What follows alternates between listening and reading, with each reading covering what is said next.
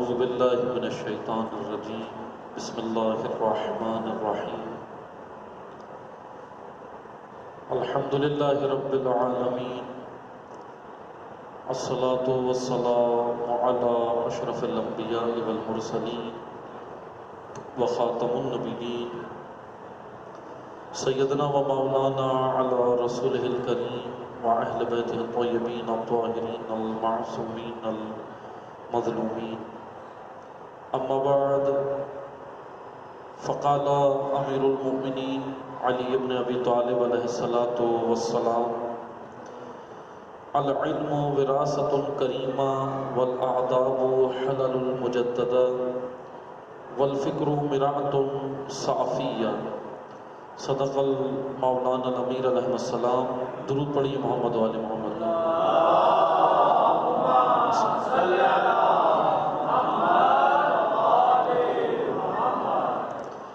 خداوند متعال کے شکر گزار ہیں، اللہ تعالیٰ نے ہمیں آپ مومنین کی زیارت کا شرف نصیب فرمایا۔ اس توفیق پر اللہ تعالیٰ کا شکر ادا کرتے ہیں، اور چونکہ ابھی دعائے کمیل الحمدللہ اللہ تعالیٰ کی توفیق سے آپ مومنین نے پڑھی بھی ہے اور تلاوت کی بھی ہے، تلاوت سنی بھی ہے۔ یہ شرف اللہ تعالیٰ نے نصیب فرمایا، اس توفیق پر بھی خدا کا شکر ادا کرتے ہیں۔ اس سے قبل کہ میں اس جملات کی جانب آؤں، دعا کے عنوان سے چند عرائض آپ کی خدمت میں عرض کرنے ہیں۔ دعا کا لغوی معنی، کیونکہ یہ عربی لفظ ہے، اردو لفظ نہیں، یہ دعا دراصل کہتے ہیں پکارنے کو، پکارنا، پکار، اور تڑپ کے ساتھ، سچے دل کے ساتھ اللہ تعالیٰ کو پکارنے کو، اپنے رب کو پکارنے کو دعا کہا جاتا ہے۔ مانگنے کو دعا نہیں کہتے، مانگنے کو عربی زبان میں سوال کہتے ہیں۔ جیسے ہم اردو میں سوال پوچھنے کو کہتے ہیں، کوئسچن، جس کو ہم کوئسچن کہتے ہیں، سوال کہتے ہیں اردو میں، لیکن عربی زبان میں سوال مانگنے کو کہتے ہیں، پوچھنے کو نہیں کہتے۔ اسی طرح دعا عربی زبان میں ہم اس کا اردو میں جو ترجمہ کرتے ہیں یا ہم سمجھتے ہیں دعا کہتے ہیں مانگنا، حالانکہ مانگنا نہیں ہے بلکہ دعا پکارنا ہے، پکار، اور ایسی پکار کہ جو ہمارے وجود کے لیے ضروری پکار ہے، کہ ایسی پکار کہ اب یا بندہ یا مخلوق اگر خالق کو نہ پکارے تو وہ اس کے وجود کے لیے پکارے۔ مثلا ہم عموماً وجود کے بجائے بلکہ کیا مانگ رہے ہوتے ہیں؟ ثانوی چیزیں، لیکن اصل جو دعا کا یہ کہہ لیں کہ مطلب ہے، یا دعا کا جو اصل فلسفہ ہے، دعا کی جو حکمت ہے، وہ سچے دل سے اپنے رب کو پکارنا ہے، فقط پکارنا ہے۔ اور انشاءاللہ دعا میں کئی جملات ہیں جو مثلا بیان ہو سکتے ہیں کہ ہم نے یہ دعا پڑھی ہے، اس کے اندر بہت کچھ ابھی پڑھا گیا ہے، خصوصاً یہ دعائے کمیل جو جناب کمیل بن زیاد نخعی امیر المومنین علی علیہ السلام کے شاگرد ہیں اور صحابی بھی ہیں، ان کو یہ دعا مولا علی نے تعلیم فرمائی تھی، اور یہ دراصل یہ دعائے خضر ہے، اس کا اصل نام دعائے خضر ہے، یعنی یہ وہ حضرت خضر علیہ السلام اللہ کے نبی ہیں، ان کے یہ جملات ہیں جو وہ اللہ کی بارگاہ میں کہتے ہیں یا پڑھتے ہیں یا وہ تعلیم دعا کرتے تھے۔ ان حضرت خضر کے ان جملات کو مولا علی نے جناب کمیل کو تعلیم دیا۔ کمیل ابن زیاد امام کے جو شاگرد ہیں، ان کو امام نے یہ جملات تعلیم دیے، اسی لیے اب وہ پھر مشہور ہو گئی بعد میں دعائے کمیل کے نام سے۔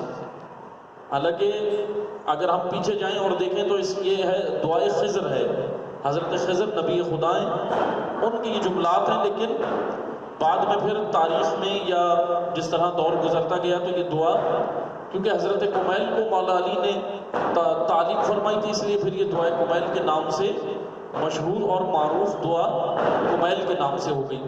بہرحال دعائے کمیل میں امام نے بہت ہی خوبصورت جملات اللہ کی بارگاہ میں عرض کیے ہیں، اور واقعاً یہ جملات کہنے کے لیے معرفت چاہیے، سب سے پہلا درجہ ہے معرفت، کیونکہ جب تک ہمیں معرفت نہیں ہوگی، معرفت کے بغیر ہم بارگاہ الہی میں حاضر ہونے کا ادب یا بارگاہ الہی میں پکارنے کا، اللہ کو پکارنے کے وہ آداب ہمیں نہیں آئیں گے جب تک معرفت نہ ہو۔ معرفت شناخت کو کہتے ہیں کہ مثلا ہمیں شناخت ہو کہ ہم کیا مانگ رہے ہیں، کس کی بارگاہ میں آ رہے ہیں، اور اس شناخت سے پہلے سب سے اہم ترین چیز ہے اپنی شناخت۔ اپنی شناخت کے حدیث میں بھی ہے نا کہ من عرف نفسہ فقد عرف ربہ، کہ جس کو اپنی معرفت اور اپنی شناخت ہو گئی اس کو اپنے رب کی شناخت ہو جائے گی۔ یعنی ہمیں اپنا پتہ ہو، مثلا میں اس دنیا میں کیوں آیا ہوں، کیا کرنے آیا ہوں، مجھے یہ معلوم ہونا چاہیے نا۔ اب کیا کرنے آیا ہوں وہ اگلا مرحلہ ہے، پہلے تو مجھے یہ معلوم ہونا چاہیے میں ہوں کون۔ سب سے پہلا سوال تو ہمارے لیے بنتا ہے کہ میں کون ہوں، کون سے مراد یہ۔ ابھی میں کسی سے بھی پوچھوں سب کیا کہیں گے، میں انسان ہوں، میں فلاں ہوں، یا اپنے نام بتانا شروع کر دیں گے۔ میں پوچھوں بھائی آپ کون ہیں، فلاں بتائیں گے جی میرا نام حسین ہے، میرا نام علی ہے، میرا نام مثلا فلاں ہے، عبداللہ ہے، اس طرح بتائیں گے نا سب۔ نام نہیں پوچھا جا رہا، آپ سے پوچھا جا رہا ہے کہ آپ کون ہیں، آپ کی ذات، آپ ذات میں کون ہے۔ جب ذات کا ذکر ہوتا ہے تو کہتے ہیں کہ انسان ہوں۔ اب وہ انسان ہی تو ہم نے سمجھنا ہے کہ مثلا میں انسان ہوں، اللہ تعالیٰ نے مجھے انسان بنایا ہے، اس دنیا میں بھیجا ہے، لیکن اب یہاں پر میں انسان، اب سوال یہاں پر یہ ہے کہ میں آیا انسان بن کے آیا ہوں یا بننے آیا ہوں۔ یہ سوال ہمیں یہ اٹھنا چاہیے ذہن میں کہ مثلا میں اس دنیا میں آیا ہوں، کیا کرنے آیا ہوں۔ اب وہ کیا کرنا ہے یہ بات کا مرحلہ ہے، لیکن پہلا مرحلہ یہ ہے کہ مجھے اپنی شناخت ہو کہ میں کون ہوں، اور جب مجھے یہ پتہ چل جائے گا کہ میں کون ہوں تو پھر یہ بھی پتہ چلے گا کہ میرا مقصد زندگی کیا ہے، میں کیا کرنے آیا ہوں۔ مثلا جیسے آپ دیکھتے ہیں نا، مثلا جانور دیکھتے ہیں، جتنے بھی جانور ہیں، گائے ہیں، بھینسیں ہیں، گدھا ہے، جتنے بھی جانور ہیں، جانور آپ نے دیکھا ہے کبھی نیوز میں کسی نے سنا کہ گدھا جو ہے وہ ڈاکٹر بن گیا پڑھ لکھ کے؟ سنا ہے کسی نے؟ مجھے تو نہیں معلوم، شاید آپ نے سنا ہو کہ گدھا ڈاکٹر بن گیا، یا کوئی بھینس یا کوئی گائے پڑھ لکھ کے انجینئر بن گئی ہے۔ سنا ہے کسی نے؟ نہیں سنا۔ کیوں؟ کیونکہ وہ بن نہیں سکتے، وہ جانور کچھ بن نہیں سکتا، کیونکہ جانور میں بننے کی صلاحیت نہیں ہے۔ یہ انسان ہے جس میں اللہ نے بننے کی صلاحیت رکھی ہے، یہ انسان بن سکتا ہے۔ مثلا یہ پیدا جاہل ہوا تھا، عالم بن سکتا ہے، بن سکتا ہے نا، بنتا ہے نا انسان، عالم بنتا ہے، ڈاکٹر بنتا ہے، انجینئر بنتا ہے۔ یہ سارے مراحل ہیں، یعنی انسان میں اللہ نے صلاحیت رکھی ہے، اور یہ بنتا کیسے ہے؟ علم کے ذریعے، علم کے بغیر یہ نہیں بن سکتا۔ یہاں پر جو جملات مولا علی نے تعلیم فرمائے ہیں، یہ نہج البلاغہ کے تیسرے حصے سے حکمت نمبر 5 ہے، حکمت نمبر 5 ہے، 5ویں حکمت ہے یہ، یعنی تیسرا حصہ نہج البلاغہ کا، جو حکمت کے عنوان سے بھی ہے اور کلمات اختصار کے نام سے بھی ہے، یعنی مختصر مولا علی کے جو جملات ہیں نہج البلاغہ میں، نہج البلاغہ کا آخری حصہ، اس میں حکمت نمبر 5 ہے، جس میں امام نے بڑا خوبصورت جملات امام کے ہیں، بڑی توجہ سے آپ نے سننے۔ حضرت فرماتے، مولا علی علیہ السلام فرماتے، العلم وراثت کریمہ، علم کریم لوگوں کی وراثت ہے۔ علم کس کی وراثت ہے؟ کریم لوگوں کی، صاحبان کرامت کی، کریم لوگوں کی وراثت۔ وراثت آپ سنتے ہیں نا کہ مثلا انسان اس دنیا سے گیا، وراثت میں بہت کچھ چھوڑ کے جاتا ہے، گاڑیاں چھوڑ کے جاتا ہے، پراپرٹی چھوڑ کے جاتا ہے، جائیداد چھوڑ کے جاتا ہے، بینک بیلنس چھوڑ کے جاتا ہے، کچھ نہ کچھ چھوڑ کے جاتا ہے۔ لیکن مولا علی فرماتے ہیں کہ کریم لوگ، صاحبان کرامت و کریم وہ ہوتے ہیں جو اپنی وراثت میں اپنی قوم، اپنی نسل اور اپنے بچوں کو علم دے کر جاتے ہیں، علم چھوڑ کر جاتے ہیں۔ علم کریم لوگوں کی وراثت ہے۔ حضرت یہاں پہ پہلا جملہ جو ارشاد فرما رہے ہیں، علم کیا ہے؟ ہمیں پہلے علم کا معلوم ہونا چاہیے، کیونکہ جیسے ہی علم کی بات آتی ہے ہم سمجھتے ہیں جو ہم نے معلومات جمع کر لی وہی علم ہے۔ علم آپ یاد رکھیں گے، علم و تعلیم یہ وہ بنیادی نقطہ ہے کہ معذرت کے ساتھ ایک حقیقت بھی ہے جو ہم سے چھٹا ہوا ہے۔ خصوصاً ہمارے معاشرے سے بحیثیت، اگر ہم بحیثیت قوم اور ملت دیکھیں، پاکستانی ہونے کے اعتبار سے دیکھیں تو تعلیم، ہمارے معاشرے میں تعلیم کا فقدان ہے، بہت کمی ہے. یعنی اور جتنا زور علم کے اوپر ائمہ تشیع نے دیا ہے، لیکن معذرت کے ساتھ تشیع اتنا ہی پیچھے نظر آتا ہے علم میں. کیوں؟ کیونکہ ہم علم، یا تو علم کی جگہ پر کوئی اور انفارمیشن اور معلومات نے آ کر لے لی ہے، یا پھر علم کی جانب رغبت ہی نہیں ہے، توجہ ہی نہیں ہے. علم کس کو کہتے ہیں؟ علم وہ روشن، میں علم کی مختصر سی تعریف بیان کرتا ہوں، پھر ہم آگے بڑھتے ہیں. علم کی مختصر سی تعریف یہ ہے کہ علم وہ نور یا علم اس روشنی کو کہتے ہیں جس میں انسان سفر کر کے اپنے مقصد خلقت کو حاصل کرتا، کہ جس مقصد کے لیے یہ خلق ہوا ہے اور اس دنیا میں آیا ہے، اس سفر کو حاصل کرنے والے نور، جس روشنی اور آگہی کے اندر، جس نور کے اندر یہ اس سفر کو حاصل کرے گا، وہ علم ہے. یا اور اگر میں آسان کروں، سادہ سی اس کا ترجمہ، کہ علم کا اصل، بس میں مختصر عرض کر رہا ہوں پھر اس کی وضاحت کرتے ہیں. علم کا سادہ سا معنی ہے نشو و نما، گروتھ. پودے کو دیکھا یا آپ نے؟ پودے کی نشو و نما ہوتی ہے، بیج ہوتا ہے ایک، بیج کو آپ زمین میں ڈالتے ہیں، وہ بیج کیا کرتا ہے؟ کوپل بنتا ہے. بیج سے کوپلیں نکلتی ہیں، کوپل پھر پودا بنتی ہیں، پودا پھر تناور درخت بنتا ہے، پھر وہ ہمیں پھل دیتا ہے. وہ بیج، یہ سارا مرحلہ سائنس کی نگاہ سے، یہ سارا مرحلہ کیا ہے؟ یہ گروتھ ہے، یہ اس کی گروتھ ہے، یہ اس کی نشو و نما ہے. یعنی وہ پروان چڑھ رہا ہے. اور پروان وہ پودا کیسے چڑھتا ہے؟ جب اسے وہ ساری لوازمات مل جائیں، کھاد ملے، مٹی ملے، پانی ملے، سورج کی روشنی ملے، ہوائیں ملے، ہواؤں کے اندر جو مختلف گیسز اور جتنی اس کی زندگی کے لیے، پودے کے لیے ضروری اشیاء ہیں، وہ سب ہوا کے ذریعے اسے ملے، پھر وہ جا کر ایک بہترین درخت بن جاتا ہے. اور پھر وہ درخت پھل دیتا ہے، اور وہ پھل انسان کے لیے ہوتے ہیں. ہم کھاتے ہیں نا پھل، کس کے لیے؟ ہمارے لیے.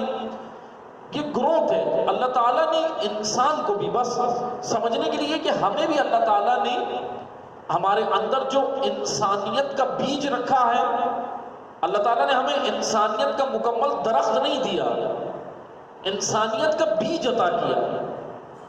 اس پودے کا ایک بیج تھا نا، بیج آپ نے زمین میں ڈالا، بیج کے اندر پورا پودا تھا، بیج کے اندر ہی پورا درخت تھا. لیکن وہ کب بنا ہے درخت؟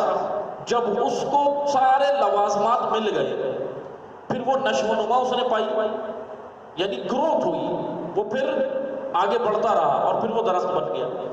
خداوند متعال نے، اب ہم ظاہری طور پہ دیکھیں، ہم سب کے 2 ہاتھ ہیں، 2 پاؤں ہیں، 2 آنکھیں ہیں، بدن ہے پورا، ہم اس کو انسان بولتے ہیں. اصل میں یہ انسان نہیں ہے، انسان کوئی اور ہے. توجہ ہے نا آپ کی؟ بور تو نہیں ہو رہے؟ کیونکہ موضوع ذرا خشک ہے، لیکن انشاءاللہ اللہ تعالیٰ آسانی کرے. بہرحال انسان یہ بدن نہیں ہے، یہ بدن جو ہم ظاہراً دیکھ رہے ہیں نا، اصل انسان یہ نہیں ہے، بلکہ یہ بدن انسان ہے. انسان کوئی اور ہے، یہ بدن انسان ہے. مثلا میں آپ کو سادہ سی مثال دیتا ہوں، ہم عام بول چال میں روزانہ 2 جملے بہت استعمال کرتے ہیں، روزانہ ہی کرتے ہیں تقریباً روزانہ. اردو کے 2 جملات ہیں، ایک جملہ ہے، ایک لفظ ہے میں، اور ایک ہے میرا. یہ کرتے ہیں نا استعمال، کہتے ہیں نا جی یہ مثلا میں ہوں، میں فلاں ہوں، اور یہ کتاب میری ہے، میرا یا میری. مثلا ہم کہتے ہیں کہ جی میرا چشمہ، میری گھڑی، میری کتاب، میری الماری، میرے ہاتھ، یہ بھی جملہ استعمال کرتے ہیں نا، میرے ہاتھ، میرا پاؤں، میرا بدن، یہ جملہ استعمال کرتے ہیں نا. سوال یہ بنتا ہے کہ جب بدن میرا ہے تو وہ میں کون ہے جس کا یہ ہے؟ سوال بنتا ہے نا، وہ میں کون ہے جس کا یہ بدن ہے؟ ہم بدن کے بارے میں کیا بولتے ہیں؟ بدن کو کہتے ہیں، مثلا ہم یہ جملہ کہتے ہیں میں ہاتھ، میں بدن. میں بدن تو نہیں کہتے، بلکہ کیا کہتے ہیں؟ میرا بدن. بدن میں نہیں ہے، یہ میرا ہے بدن، وہ میں کوئی اور ہے، وہی میں انسان ہے۔ اور اسی کو اللہ تعالیٰ نے قرآن کریم میں یا روایات میں ائمہ معصومین نے یا رسول اللہ نے اسی میں کو جو اللہ تعالیٰ نے ہمیں عطا کیا ہے وہ وجود، اس کو روح یا نفس کہا ہے۔ روح یا نفس، اب روح اور نفس الگ الگ چیزیں نہیں ہیں، ایک ہی ہے روح۔ اصل جو انسان ہے وہ روح ہے، بدن نہیں ہے۔ آپ نے دیکھا ہے نا، مثلا کسی کا انتقال ہوتا ہے تو ہم قبر میں کیا دفناتے ہیں؟ بدن، جسم دفناتے ہیں نا۔ روح قبر کے اندر جاتی ہے؟ روح کہاں جاتی ہے؟ روح تو آگے جاتی ہے برزخ میں، عالم برزخ میں۔ بھئی ہمارے مرحومین کی، ہم سب کے مرحومین کی روحیں کہاں ہیں؟ برزخ میں، ادھر قبر میں تو نہیں ہے۔ قبر میں کیا دفنایا ہے؟ بدن دفنایا ہے، یعنی روح کا بدن قبر میں ہے، انسان کا بدن قبر میں ہے، انسان آگے منتقل ہوا ہے، انسان ختم نہیں ہوا۔ جو ہم مٹی کی لحد میں دفناتے ہیں وہ انسان نہیں ہے، انسان کا بدن ہے۔ ختم کیا چیز ہوتی ہے؟ بدن۔ بھئی مٹی میں دفنایا، مٹی میں ختم ہو جاتا ہے نا۔ ابھی مثلا 1 سال بعد، آپ 2 سال بعد، 5 سال بعد قبر کھودیں، اندر کچھ ملے گا؟ 5-10 سال بعد اگر قبر کھودیں تو یہ بدن ملے گا اندر؟ نہیں ملے گا۔ البتہ اب آپ کا ذہن ادھر نہ جائے کہ شہداء کے حوالے سے، وہ ایک اعزازی مقام ہے جو اللہ تعالیٰ نے عطا کیا۔ جیسے بعض کہتے ہیں جی شہداء کے بدن کو کچھ نہیں ہوا، شہداء کا بدن ویسے ہی تھا، تو وہ تو اعزازی مقام ہے۔ اللہ نے اب تمام پیچھے آنے والوں کے لیے عبرت اور نمونے کے طور پر یہ اعزاز عطا کیا ہے شہداء کو، ان کو راہ دکھانے کے لیے کہ اگر تم شہیدوں کی راہ پر چلو تو تمہیں بھی یہ مقام مل سکتا ہے۔ وہ تو ایک الگ موضوع ہے، وہ ایک الگ موضوع ہے، لیکن میں بات کر رہا ہوں اکثریت کی، عام انسان کی۔ بھئی عام انسان کو جب ہم دفناتے ہیں تو اس کا بدن ختم ہو جاتا ہے قبر کے اندر، لیکن روح تو ختم نہیں ہوتی۔ روح کہاں جاتی ہے؟ روح آگے منتقل ہوتی ہے اگلے عالم میں، اس عالم کا نام ہے برزخ۔ بس انسان ختم نہیں ہوتا، انسان فنا نہیں ہوتا، انسان موت کے بعد منتقل ہوتا ہے۔ ہم اردو میں کہتے ہیں نا انتقال، لفظ انتقال، انتقال صحیح لفظ ہے، کیونکہ انتقال کا معنی ہے کہ یہ منتقل ہو گیا ہے، آگے چلا گیا ہے کسی اور مقام پہ۔ ابھی مثلا آپ سب یہاں پہ بیٹھے ہوئے، میں بھی یہاں ممبر پر ہوں، آپ سب نیچے بیٹھے، ابھی ہم سب انتقال تو کر کے آئے ہیں، یہاں اپنے اپنے گھروں سے آئے ہیں، کوئی جاب سے آ رہا ہے، کوئی گھر سے آ رہا ہے۔ یہ سب کیا ہے؟ مسجد میں آنا یہ انتقال ہے، کہ گھر سے مسجد منتقل ہونا انتقال ہے۔ ابھی آپ مجلس اور درس سن کر واپس گھر جائیں گے تو آپ مسجد سے گھر میں منتقل ہونا یہ بھی انتقال ہے۔ تو انتقال کا سادہ سا معنی ہے ایک مقام سے دوسرے مقام پر منتقل ہونا۔ برزخ میں انسان جاتا ہے، روح، جس کو روح کہا گیا ہے۔ عزیزان محترم، اب یہاں تک بات کلیئر ہو گئی ہے تو آگے بڑھتے ہیں کہ انسان کیا ہے؟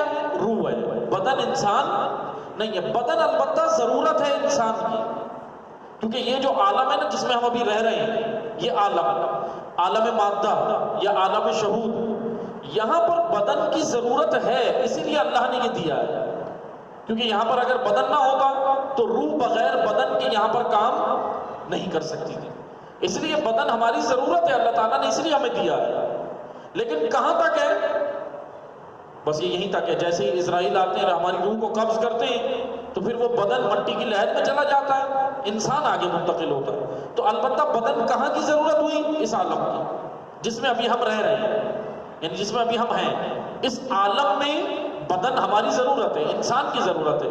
بدن کوئی اب ایسا نہیں ہے کہ ہم یہ سمجھیں کہ یہ بدن بالکل بیکار چیز ہے، بیکار نہیں ہے، اس کا بھی حساب ہے، یہ امانت الہی ہے، اللہ کی امانت ہے۔ ابھی آپ نے دعائے کمیل میں جملہ پڑھا ہے، یا ربی قوی علی خدمتی کا جوارحی وجدد علی العظیمتی جوانحی، یہ ابھی آپ نے جملہ پڑھا ہے دعائے کمیل میں۔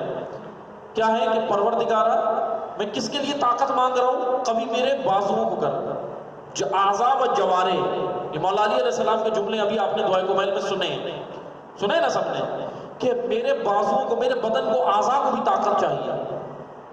یعنی یہ بدن ناکارہ چیز نہیں ہے، یہ کام کی چیز ہے، کیونکہ یہ کام کی اس لیے اللہ نے عطا کی ہے۔ اب کیوں میرے بازو کو طاقت چاہیے؟ تاکہ میں تیرے دین کی خدمت کروں، خدمت دین کے لیے۔ مولا علی یہ بدن کیوں مانگ رہے ہیں؟ طاقتور بدن کیوں مانگ رہے ہیں؟ خدمت دین کے لیے۔ آپ توجہ کریں، مثلا ہم کیا کرتے ہیں، یہ بدن امانت الہی ہے، اللہ نے جیسا بدن ہمیں دیا ہے ہم نے لوٹانا بھی ویسے ہی ہے، ویسے ہی لوٹانا ہے۔ مثلا انسان اپنا بدن کتنا آلودہ کر لیتا ہے، کتنا آلودہ کر لیتا ہے۔ مثلا ابھی آپ یہ دیکھیں نا کہ مثلا بعض بیماریاں ہوتی ہیں، بیماریاں بدن کو لگ جاتی ہیں، بی پی کا مرض ہو جاتا ہے، شوگر ہو جاتی ہے، ہارٹ پیشنٹ ہوتے ہیں، مختلف قسم کی بیماریاں۔ اب بہرحال وہ ایک الگ موضوع ہے کہ بیماری کس کی طرف سے ہے، اب یہ ایک الگ علمی موضوع، علمی بحث ہے کہ بیماری اللہ کی طرف سے ہے یا خود انسان کی طرف سے آتی ہے، یہ بھی ایک بحث ہے، لیکن ابھی ہم اس میں نہیں جاتے ورنہ موضوع اور طویل ہو جائے گا۔ بس آپ توجہ کریں، بدن اللہ نے ہمیں جیسا دیا تھا وہ ویسا ہی ہم نے لوٹانا ہے، کیونکہ یہ امانت ہے، اس میں بھی خیانت نہیں ہونی چاہیے، اس میں بھی نہ ہو، جیسا اللہ نے عطا کیا تھا آلودہ نہ ہو۔ آلودہ ہونا مطلب خیانت کی ہے، اس امانت میں خیانت کی ہے۔ مثلا اگر میں آپ کے پاس کوئی شے، کوئی پروڈکٹ رکھواؤں کہ جی یہ آپ امانت کے طور پہ رکھ لیں، اب آپ واپس اس کو استعمال، مثلا میں آپ کو اجازت دوں کہ استعمال تو کریں لیکن اسی حالت میں مجھے واپس چاہیے، آلودہ نہ ہو، استعمال بھلے کر لیں وہ شے، وہ پروڈکٹ، وہ شے استعمال کر لیں لیکن اسی حالت میں چاہیے، لیکن اگر اس حالت میں نہ ہو، واپس نہ کریں، تو ایک اعتبار سے اس کو بھی خیانت کہتے ہیں۔ امین وہی ہے جو امانتوں کا خیال رکھے۔ بس عزیزان محترم توجہ کریں، یہ بدن امانت الہی ہے لیکن یہاں تک کے لیے ملا ہے، اور یہ بیکار چیز نہیں ہے بلکہ روح کی ضرورت ہے اس عالم میں۔ اب روح منتقل ہو گئی آگے، انسان منتقل ہو گیا آگے، اب ہم نے کیا کرنا ہے؟ اب ہم نے یہی سمجھنا ہے، اصل میں بدن بنانے انسان اس دنیا میں نہیں آیا، بدن تو خود بنے گا۔ چھوٹا سا بچہ آپ نے دیکھا ہے، چھوٹے سے بچے کی ولادت ہوتی ہے، پیدا ہوتا ہے، اب اس کے اعضاء و جوارے، ہاتھ پاؤں اور بدن خود بڑھ رہا ہوتا ہے۔ مثلا ماں باپ کھینچ کے تو بڑا نہیں کرتے کہ ایک طرف سے ماں کھینچ رہی ہو، ایک طرف سے باپ روزانہ اور اس کو لمبا کر رہے ہو، ایسا تو نہیں ہوتا، بلکہ بدن خود بڑھ رہا ہے، کیونکہ بدن اللہ تعالیٰ نے یہ بدن اور جسم جو عطا کیا ہے، اس کو بنایا اس طرح ہے کہ ہمیں اس کو کچھ بنانے کی ضرورت نہیں ہے، بس اس کا خیال رکھیں، اس کو وہ غذا دیں جو اس کے لیے مقرر ہے۔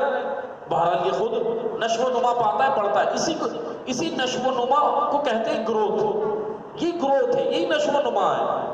یہ نشو و نما، بدن کی نشو و نما کے لیے کیا چاہیے؟ غذا۔ بدن کی نشو و نما کیسے ہوگی؟ مثلا اگر ہم کسی بچے کو، چھوٹے بچے کو کھانا نہیں دیں، ہوتے نا بعض بچے کھانا نہیں کھاتے، کیا ہو جاتے ہیں؟ سوکھ جاتے ہیں، وزن کم ہو جاتا ہے، ان کے اندر کمی ہو جاتی ہے۔ تو اگر کھانا نہ دیں، گندم نہیں دیں، اناج نہیں دیں جو اس کی ضرورت ہے بدن کی، تو یقیناً یہ بدن سوکھ جائے گا، یہ نشو و نما نہیں پائے گا، ختم ہو جائے گا، فنا ہو جائے گا۔ بدن کی نشو و نما اور گروتھ کے لیے غذا چاہیے، کھانا پینا چاہیے، اس کی اشیاء جو اللہ نے بنائی ہے۔ اب یہ تو بدن کی غذائیں ہمیں معلوم ہے، لیکن ایک روح کی غذا ہے، روح بھی گروتھ ہوگی، روح بھی نشو و نما پائے گی، روح بھی بڑھے گی۔ اصل انسان جو ہے جس کو اللہ نے ہمیں یہاں دیا ہے کہ مثلا انسان بننا ہے، ہم اس دنیا میں آئے، اب اس روح کی غذا کا نام ہے علم، اس روح کی غذا کا نام ہے عمل صالح، بہترین اعمال۔ یہ اعمال روح کی غذا ہے۔ مثلا روح کو بیف نہیں چاہیے، روح کو چکن بریانی نہیں چاہیے، بدن کو چاہیے چکن بریانی، بدن کو روٹی چاہیے، روح کو روٹی نہیں چاہیے، روح کو اس کی غذا چاہیے، کیونکہ روح کا وجود اللہ تعالیٰ نے ایسا نہیں بنایا کہ اس کو یہاں کی جو مادی چیزیں ہیں یہ چاہیے، بلکہ روح کا وجود یہ ہے کہ روح کو اللہ تعالیٰ نے ایسا بنایا ہے کہ روح کو کیا چاہیے؟ اعمال صالح، بہترین اعمال جو آپ انجام دیں گے، اس سے روح بنے گی، اس سے بہترین روح بنے گی، یہ روح بڑھے گی، یہ ایک بہترین انسان بنے گا، لیکن اس کے لیے علم ضروری ہے۔ امام یہاں پر یہی کہہ رہے ہیں کہ علم کی تاکید کر رہے ہیں، اور حتیٰ کہ ایک روایت میں ہے کہ حضرت امام محمد باقر علیہ السلام اللہم صلی علی پانچویں امام محمد باقر علیہ السلام فرماتے ہیں کہ اگر ہمارے چاہنے والوں میں، ہمارے شیعہ، ہمارے پیروکار، ہمارے چاہنے والوں میں، امام باقر علیہ السلام کہتے ہیں کہ اگر میرے سامنے ایسے جوان کو لایا جائے، یہ بڑی توجہ سے سننی ہے، پانچویں امام کی حدیث ہے، امام کہتے ہیں اگر میرے سامنے ایسے جوان کو لایا جائے جو ہم سے محبت کا دعویٰ کرتا ہو لیکن حصول علم کے لیے کوشش نہ کرتا ہو تو میں خود اس کو اپنے ہاتھ سے سزا دوں گا۔ اگر علم حاصل نہ کرتا ہو، اگر تعلیم پہ ہمارے جوان کی توجہ نہ ہو تو امام باقر کہتے ہیں میں خود اسے سزا دوں گا، میں خود سزا دوں گا اسے۔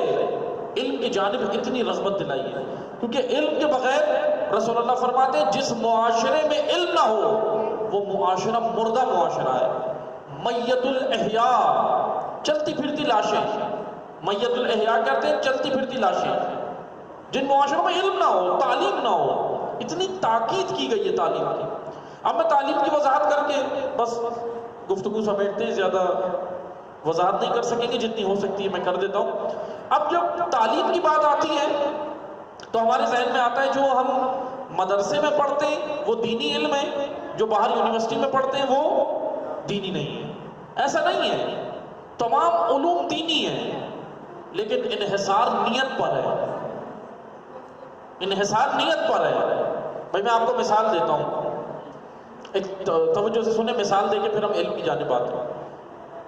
ہم کہتے ہیں نا عموماً عام بول چال میں ایک جملہ استعمال کرتے ہیں ریاکاری، ریاکاری یعنی دکھاوا، ریاکاری دکھاوا، دکھاوے کی عبادت، دکھاوے کی عزاداری، دکھاوے کے کام ہم کہتے ہیں نا بعضوں کا کہ یہ تو ریاکاری کر رہا ہے۔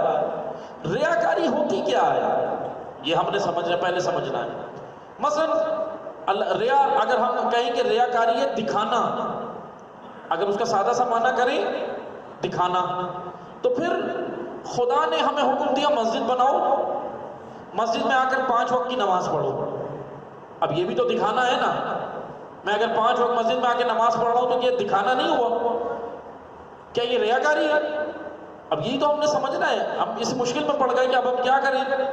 ادھر روایات میں منع کیا گیا ہے کہ ریاکاری نہیں کرو، اور دوسری طرف کہا جا رہا ہے کہ مسجد بھی بناؤ، عبادتیں بھی کرو۔ اب یہ کیا چکر ہے؟ اس کو ہم نے سمجھنا ہے۔ ریاکاری انحصار رکھتی ہے نیت کے اوپر، انسان کی نیت پر۔ مثلا میں آپ کو مثال دیتا ہوں کہ آپ فرض کریں گھر میں نماز پڑھ رہے ہیں، کسی حجرے میں پڑھ رہے ہیں، کسی حجرے میں، بند حجرے میں نماز پڑھ رہے ہیں، لیکن اگر آپ کے دل پر یہ یا آپ کے ذہن میں یہ ہے کہ لوگ مجھے عبادت گزار سمجھیں، لوگ مجھے متقی کہیں، لوگ مجھے نمازی کہیں، لوگ مجھے عابد کہیں، لوگ مجھے زاہد کہیں۔ آپ نماز کہاں پڑھ رہے ہیں؟ بند حجرے میں، کوئی نہیں دیکھ رہا، لیکن نیت کیا ہے؟ لوگ کہیں، عوام الناس۔ اور لیکن اسی کے برعکس ایک دوسرا آدمی ہے جو مسجد میں نماز پڑھ رہا ہے، اس کو آتے جاتے سب دیکھ رہے ہیں، اس بند حجرے میں پڑھنے والے کو کوئی نہیں دیکھ رہا، لیکن مسجد میں پڑھنے والے کو سب دیکھ رہے ہیں آتے جاتے۔ لیکن یہ جو مسجد میں پڑھ رہا ہے اس کے دل میں یہ نیت ہے کہ لوگوں کی پرواہ نہیں ہے، بس یہ اس لیے پڑھ رہا ہے کہ میرا رب مجھ سے راضی ہو، میں اپنے خدا کے لیے عبادت کر رہا ہوں۔ اگر نیت یہ ہے تو یاد رکھیں جو مسجد میں پڑھ رہا ہے نیت یہ ہے کہ رب مجھ سے راضی ہو لیکن لوگ دیکھ رہے ہیں، یہ عین عبادت ہے۔ لیکن اگر بند حجرے میں بھی پڑھ رہا ہے، کوئی نہیں دیکھ رہا، لیکن نیت یہ ہے کہ لوگ مجھے باتقوا کہیں، یہی ریاکاری ہے، یہ ریاکاری ہے۔ کوئی آپ کو عمل صالح یا اچھا عمل کرتے ہوئے کوئی آپ کو دیکھ لے، یہ ریاکاری نہیں ہے، بلکہ نیت یہ ہو کہ لوگ مجھے دیکھیں، یہ ریاکاری ہے۔ دیکھنا ریا نہیں ہے، دکھانا ریاکاری ہے۔ اپنے اعمال کو اللہ کے خوشنودی، اس میں اندر اخلاص نہ ہو، اس کے اندر خلوص کے ساتھ ہم مجالس کراتے ہیں نا، تو کیا کہتے ہیں کہ مجلس ایسی ہونی چاہیے کہ لوگ کہیں کہ بھائی مجلس ہوئی ہے، کوئی جاندار مجلس ہوئی ہے، فلاں زیدی صاحب کی مجلس تھی، رضوی صاحب کی مجلس تھی، نقوی صاحب کی مجلس تھی. ہوتا ہے نا یہ نام ہم لیتے ہیں نا کہ جی فلاں نے کیا مجلس کرائی تھی. کیوں جی کیا کرائی تھی؟ اس کے اندر اصل میں نیاز بہت زبردست تھی. پیغام کیا تھا ممبر سے؟ کہا اس کو چھوڑو. وہ بات کی بات ہے، وہ بھلے نہ ہو لیکن نیاز تو اچھی تھی نا. ہوتا ہے نا عموماً معذرت کے ساتھ عوام کے لیے نہیں، مجلس حسین ابن علی کو راضی کرنے کے لیے، حسین ابن علی کے تذکرے، مجلس سیدہ کو راضی کرنے کے لیے، نہ سیدہ کی رضا کے لیے. تو بس ہمارے دل میں نیت یہ ہونی چاہیے کہ سیدہ مجھ سے راضی ہو، چاہے وہ میں ایک چھوٹی سی مجلس کراؤں یا بڑی. اور مجلس چھوٹی بڑی تو ہوتی نہیں ہے، یہ تو ہمارے معیارات ہیں، یہ تو ہم نے خود بنائے ہوئے. چھوٹی مجلس، بڑی مجلس، فلاں پروگرام یہ بڑا ہے وہ چھوٹا ہے، نشتر پارک میں ہو تو بڑا ہے، یا مسجد علی میں اگر بند اجرے میں ہو تو چھوٹا ہے. یہ تو ہمارا معیار ہے نا. لیکن سیدہ کے پاس یہ معیار نہیں ہے، بلکہ سیدہ کے پاس وہی مجلس سب سے بڑی ہے جس میں عزاداروں کے دل میں خلوص نیت سے جو کر رہے ہیں، جس میں خلوص اور اخلاص ہے. زہرا کو وہ پسند ہے. لیکن جس میں ریاکاری ہے سیدہ خوش نہیں ہوتی. ایک اہم ترین چیز ہے خلوص، دوسری اہم ترین چیز ہے حلال مال جس مجلس میں لگا ہوگا. اب یہ نقطہ رہ جاتا ہے، ہم کہتے ہیں خدا نہ خواستہ ادھر ادھر سے کماؤ، لگا تو اچھی جگہ رہے نا. یہ نہ جانے کس نے دین پڑھا دی. ایسا دین بھی تو پڑھایا ہے مومنین کو، بعض کو یہ دین پڑھا دیا کہ جی مثلا وہ کہتا ہے کہ میرا کام تو یہ ہے، میں اس ادارے میں ہوں، فلاں ادارے میں ہوں، وہاں حرام بہت ہے، تو اس کو بعض لوگوں نے دین پڑھا دیا ایسا ایک کام کرو، بھلے تم حرام کما لو لیکن لگا مومنوں پہ دو، لگا دو عزاداروں پہ، ان کو کھلا دو مجلس کر کے. نہ عزیزان محترم، یہ معیار نہیں ہے. بلکہ نہج البلاغہ میں ایک جگہ مولا علی نے فرمایا، رسول اللہ کے بارے میں یہ جملہ مولا علی کا ہے، رسول اللہ کے بارے میں امیر المومنین فرماتے ہیں نہج البلاغہ میں کہ جب رسول اکرم دنیا میں آئے، آ کر انہوں نے مکہ میں تبلیغ کی، تو رسول اللہ کے بارے میں مولا علی کہتے ہیں کہ یہ رسول وہ ہے جس نے باطل کا سہارا نہیں لیا، حق پیغام کو پہنچانے میں حق کے ذریعے مدد لی ہے.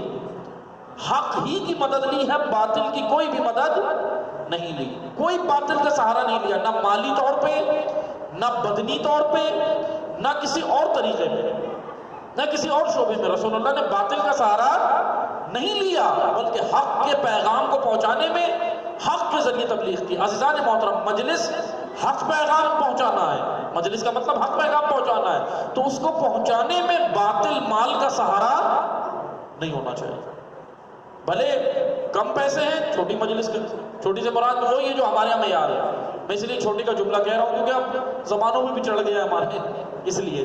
لیکن عزیزان محترم، خلوص، اخلاص، عبادت میں خلوص چاہیے. اس کو کہتے ہیں ریاکاری. دکھانا ریاکاری ہے، لیکن آپ عمل بہترین کر رہے ہیں، نیت میں خدا ہے، لوگ دیکھ لیں، یہ ریاکاری نہیں، عین عبادت ہے، نیت پر انحصار ہے. بس آپ توجہ کریں. اسی طرح اب ہم آئیں علم کی جانب، جہاں سے ہم نے موضوع چھوڑا تھا. علم کی جانب آئیں. علم کیا ہے؟ اب جو مدرسے کے اندر پڑھ رہا ہے اس کو ہم کہتے ہیں یہ دینی علم ہے، جو یونیورسٹی کے اندر پڑھ رہا ہے اس کو کہتے ہیں یہ دینی علم نہیں ہے. حالانکہ ایسا نہیں ہے. یہ جتنے بھی اصلی علوم ہیں، مثلا فزکس ہے، باٹنی ہے، زیولوجی ہے، اور یہ جتنے بھی علوم ہیں، یعنی یہ سارے معدنیات کے علوم، جتنے بھی کائنات میں فلکیات کے علوم، ایسٹرو فزکس، ایسٹرو سائنس، جتنے بھی علوم ہیں یہ سارے دینی ہیں. خود چھٹے امام نے یہ سارے علوم پڑھائے ہیں، اپنے شاگردوں کو پڑھائے ہیں. لیکن دنیاوی اور دینی علوم کب بنتے ہیں؟ بس آپ توجہ کریں. میں یہ ایک بنیادی نقطہ، جیسے آپ نے ریاکاری کو سمجھا نا، ریاکاری کیا ہے؟ دکھانا. نیت میں خدا نہیں، عوام ہو، یہ ریاکاری ہے.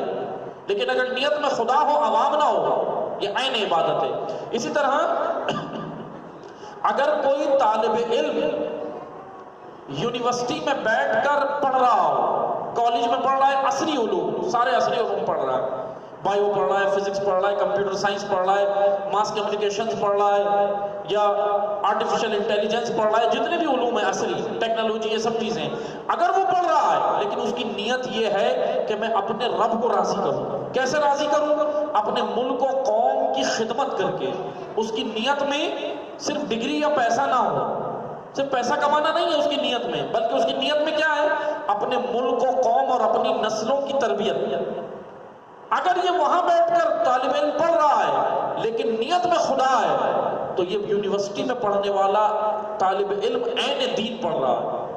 لیکن اگر کوئی مدرسے میں بھی علم پڑھ رہا ہو، فقہ پڑھ رہا ہے، منطق پڑھ رہا ہے، فلسفہ پڑھ رہا ہے، عقائد پڑھ رہا ہے، علم کلام پڑھ رہا ہے، لیکن اگر نیت میں یہ ہے کہ باہر نکل کر صرف اپنا معاش دیکھو، عوام کی خدمت نہ ہو، خوشنودی خدا نہ ہو، تو یہ علم عین دنیا بن جاتا ہے. معیار نیت پر ہے، انحصار نیت پر ہے. دنیاوی اور دینی علم کیسے بنتے ہیں؟ نیت سے. اسی لیے میں حدیث سنا دیتا ہوں تاکہ اور بات کی وضاحت ہو جائے. یہ میں اپنے پاس سے نہیں کہہ رہا ہوں. اصول کافی میں ایک اور حدیث ہے امام پنجم امام محمد باقر علیہ السلام کی.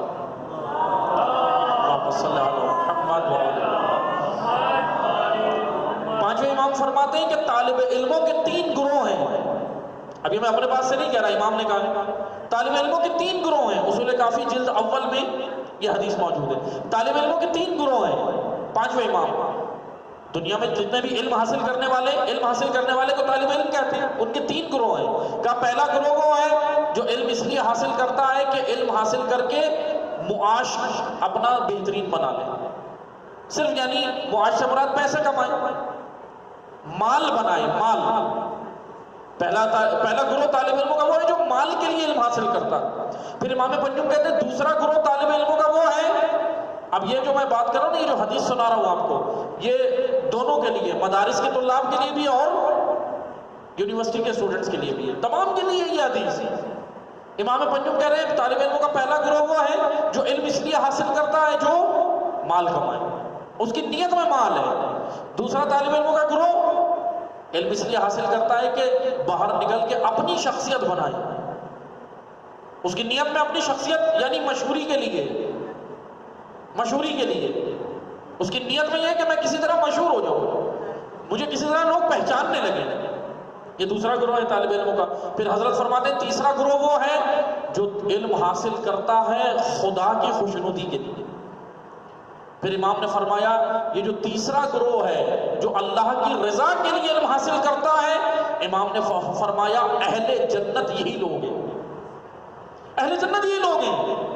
لیکن وہ 2 گروہ جو مال اور اپنی شخصیت بنانے کے لیے حاصل کرتے ہیں، امام کہہ رہے ہیں دراصل یہ طالب علم نہیں ہے، یہ طالب دنیا ہے. علم کا سہارا لے کر دنیا کما رہے ہیں. طالب علم تو وہ ہے جو علم کا طالب ہو، ان کا نام طالب علم ہے لیکن یہ طالب دنیا ہے. طالب دنیا ہے مثلا جو اپنی منشا کے لیے علم حاصل کرے. اب بہرحال ایک سوال یہ بنتا ہے، جیسے ابھی سب بیٹھے ہوں گے، اسکول کالج کے بچے بھی یہاں بیٹھے ہوں گے، وہ مثلا کیا سوچیں گے کہ ابھی وہ آغا صاحب تو کہہ رہے ہیں کہ علم حاصل کرنے کا مثلا نہ روٹی کمانی ہے نہ ڈگری.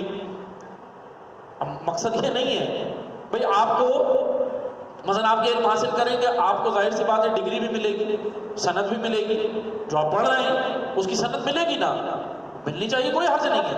لیکن اگر انحصار اسی پہ کر لیں، میں آپ کو مثال دیتا ہوں نا، مثلا یورپ کی ہم مثال لیں، یورپی کنٹریز کی، یورپی ممالک کی ہم مثال لیں.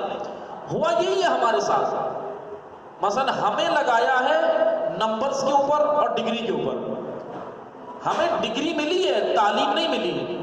لیکن یورپ نے ڈگری کے بجائے تعلیم حاصل کی، ہم نے تعلیم نہیں حاصل کی. معذرت کے ساتھ حقیقت ہے. مثلا ابھی والدین بھی یہاں بیٹھے ہیں، والدین بھی عموماً یہی کام کرتے ہیں اور بچے بھی یہی کرتے ہیں. ابھی یہ بچے بیٹھے ہیں، ان کے امتحان ہوں گے، ایگزام ہوں گے، تو ان کے ذہن میں کیا ہوتا ہے؟ نمبر لینے ہیں. سب کے ذہن میں یہ ہوتا ہے نا کہ نمبر حاصل کرنے ہیں، 80% مارکس لینے، 90% لینے، 75% لینے. نمبر لینا ان کو ہم نے بتا دیا، لیکن یہ بھی بتائیں کہ طریقہ کار کیا ہے. مثلا ہاتھ پہ لکھ کے لے جا کے نمبر نہیں لینے، موزوں کے ساکس کے اندر پرچے رکھ کے لے جا کے چیٹنگ کر کے نمبر نہیں لینے. وہ طریقہ بھی تو بتائیں نا والدین. اب بچے پہ پریشر کیا ہے؟ نمبر لینے. اب وہ کس راہ سے لینے؟ بھائی نمبر پہ تو فوکس ہم نے کر لیا کہ ایگزام کے اندر نمبر لینے، وہ نمبر کس طریقے سے لینے؟ اب طریقہ اس کو نہیں بتاتے، وہ کہتا ہے ٹھیک ہے طریقہ تو میں نکال لوں گا بھی. اسی لیے فوکس نمبر پہ نہ کریں، بلکہ بچے کو یہ کہیں کہ تم نے یہ پڑھنا ہے، چیپٹر پڑھنا ہے، نمبر بھلے کم آئے، نمبر بھلے کم آئے. ہماری توجہ کہاں ہوتی ہے؟ نمبرز پہ. اسی لیے نمبر تو وہ لے لیتا ہے، لیکن جب اس سے کوئی سوال کر لیں، ابھی مثلا جتنوں نے نمبر لیے ہیں، بعض نے ابھی ایگزام کلیئر کیے ہیں، بعض نے جیسے اب ان کو بٹھا کے اگر پچھلی کلاس کا ہی پوچھ لیں، جس کلاس سے آگے پروموٹ ہو کے آئے ہیں، ابھی اسی کا سائنس کا، سوشل اسٹڈی کا، میتھس کا بھی سوال کر لیں، پھنس جاتے ہیں بچے. کیوں ہوتا ہے یہ ہمارے معاشرے میں؟ کیونکہ ہم تعلیم حاصل نہیں کرتے، ڈگری حاصل کرتے ہیں، سند حاصل کرتے ہیں، تعلیم نہیں کرتے. اسی لیے یہ مسائل ہیں. لیکن یورپ نے کیا کیا ہے؟ انہوں نے تعلیم پہ توجہ دی، بھلے نمبر کم آئے. اسی لیے والدین کو کیا فوکس کرنا چاہیے بچوں کے لیے کہ آپ نمبر آئیے، ٹیچرز بھی یہی کریں، والدین بھی، کہ بھائی آپ تعلیم پہ توجہ دلائیں. تعلیم پر توجہ نہیں ہے، اسی وجہ سے معاشرے پیچھے ہیں. بس آپ توجہ کریں، امام یہاں پر کیا کہہ رہے ہیں؟ غریب لوگوں کی وراثت علم ہوتا ہے. علم اگر زندہ ہو جائے، معاشرے میں تمام مسائل کا حل علم ہے. آج ہمارے تمام مسائل کا حل ہے. ہمارے چاہے گھریلو معاملات ہو، مثلا گھروں کے اندر اتنی ناچاکیاں کیوں ہیں؟ گھروں کے اندر اتنے مسائل کیوں ہیں؟ ماں باپ کے مسائل ہیں، ماں باپ کے اولاد سے مسائل ہیں، اولاد کے ماں باپ کے ساتھ مسائل ہیں، میاں بیوی کے مسئلے ہیں، بھائی بہن کے مسئلے ہیں، بھائی بھائی کے مسئلے ہیں. کیوں اتنے ہیں؟ بس آپ یاد رکھیں، بنیادی وجہ تعلیم ہے. صرف بنیادی وجہ تعلیم ہے. اگر تعلیم نہ ہو تو پھر یہ سارے مسائل ہوتے ہیں. اور تعلیم کے ساتھ ایک بنیادی نقطہ ہے، وہ ہے تربیت. تعلیم اور تربیت، کیونکہ تربیت کے بغیر تو تعلیم بھی کسی کام کی نہیں. کیونکہ تعلیم انسان کو عالم بناتی ہے، تعلیم انسان کو ڈاکٹر بناتی ہے، تعلیم انسان کو انجینئر بناتی ہے، تعلیم انسان کو بہت کچھ بناتی ہے. لیکن تربیت انسان کو انسان بناتی ہے. کیونکہ یہ علم انسان پر جب آئے گا تو پھر کارآمد ہے. لیکن اگر یہ بدن کے اعتبار سے 2 ٹانگوں والے حیوان پہ اگر یہ علم آ بھی گیا، لیکن اندر انسانیت نہ ہو، تو وہ علم بھی کسی کام کا نہیں ہوتا. پھر چاہے وہ عالم ہو، چاہے وہ ڈاکٹر ہو، پھر وہ اپنی فیس کی سوچتے ہیں، معاشرے کی نہیں سوچتے.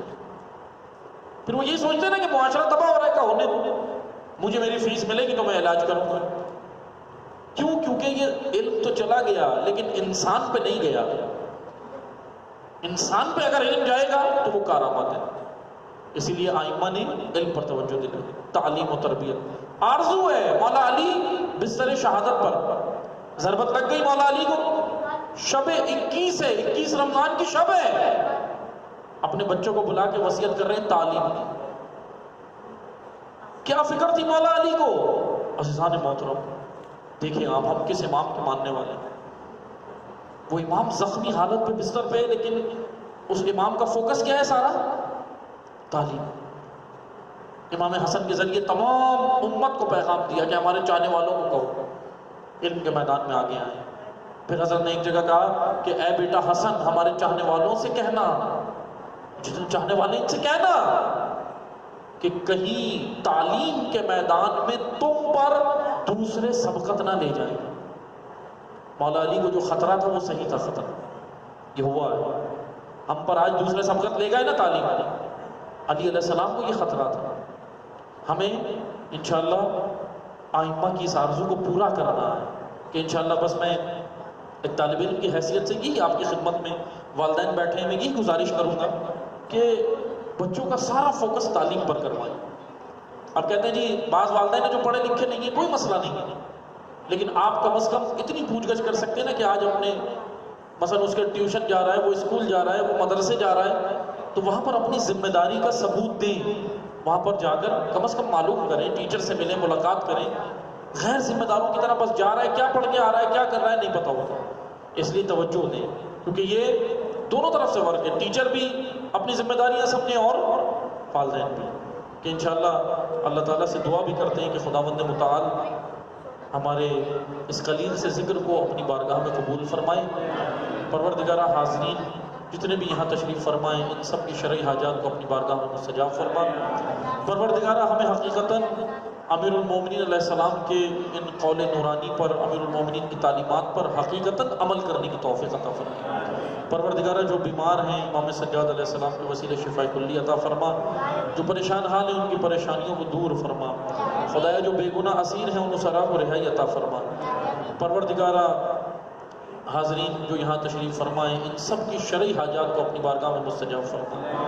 پروردگارہ امت اسلامیہ میں وحدت و اتحاد عطا فرما، ملت تشیع میں وحدت و اتحاد عطا فرما۔ پروردگارہ امت اسلامیہ اور ملت تشیع میں تفرقہ ڈالنے والے فتنہ بازوں کو ان کے فتنوں سمیت نابود فرما۔ دشمنان دین امریکہ، اسرائیل اور ان کے تمام ناپاک اعلیٰ کو ان کے ناپاک عزائم سمیت نابود فرما۔